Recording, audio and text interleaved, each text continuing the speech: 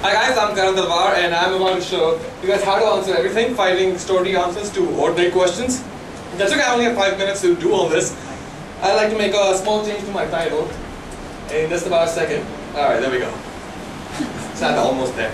What I'm going to do here is use some basic economic principles to try to answer some everyday enigma sort of questions. I'm going to start with some generic ones and then move into some more local Bombay, India sort of style thing. So the first question I have is why are males much bigger than females in most vertebrate species? And the answer actually is because the males have to fight the other males to have sex with the females. So the ones that end up surviving are the bigger ones, and that's how you have the difference right there.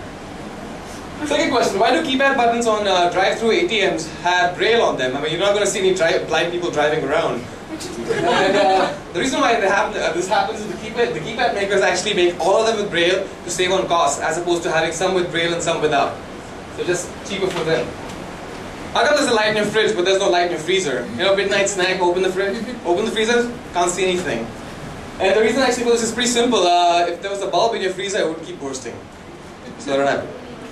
How come gas tanks aren't standardized? If you guys switch your cars, you'll notice some gas tanks on the right, some on the left. Why is this? This is actually a really unofficial way to manage congestion at petrol pumps, so that both the sides are evenly used. So what I'm trying to do here is how to build all these questions have a unifying theme.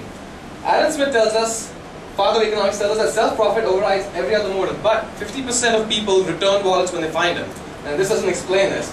So how can we explain this phenomenon? So what you can do is actually take a statement, drop it, and sort of modify it. So let's go drop that.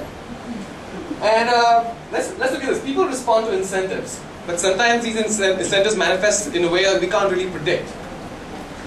So now let's move a little local and ask questions that are more closer to home. What accounts for the difference between rickshaws in Mumbai and Delhi? If you guys ever taken a rickshaw in Delhi, you have to haggle, you might not even go where you want to go. In Bombay, they'll take it pretty much anyway, and they'll always go by the meter. So why is this difference? Why do you have to haggle in Delhi but not Bombay? Well, the answer is actually Bombay has far more greater number of rickshaws than Delhi. Delhi has a larger landmass, and so the competition in Bombay is far greater. And because of this greater competition, rickshaw drivers, if they start competing with each other, they would start making losses. So they all go by the meter. In Delhi, there's an incentive to keep going. Why do Delhi buses kill so many people? This is a big problem in Delhi. About over 100 people are killed every day by their blue line buses. And there's a huge uproar in Delhi, and the government has been not able to do anything about it. Well, the reason is that the driver's salary depends on the number of fares they pick up. So they keep driving fast to make sure they can pick up more people. The buses are all rented, so the drivers have absolutely no incentive to make any repairs to them, and sometimes they keep driving till the wheels detach. Now, can Bollywood sell anything in India? The Indian government tried this safe sex campaign using Bollywood song and dance, and going by that, an Israeli arms firm called Rafael actually made a video with song and dance with missiles. So you can imagine, did it work? And this is actually a picture from there. Do you see a missile right here? I kid you not. This is on YouTube, by the way. So the commercial evoked disbelief and laughter, but guess what? Our Indian folks ended up buying a bunch of missiles anyway. I'm going to talk about the plight of rural women in India for a little bit. Women have it pretty hard. It's a tough life. Women consider liability, while men are giving birth to a baby boy is like giving birth to a pension fund. There's problems of dowries, bride burning, and a problem of STDs. Women are more likely to get STDs in India because, believe it or not, condoms are way too big for men's penises. Sorry guys, but I think they're way too small.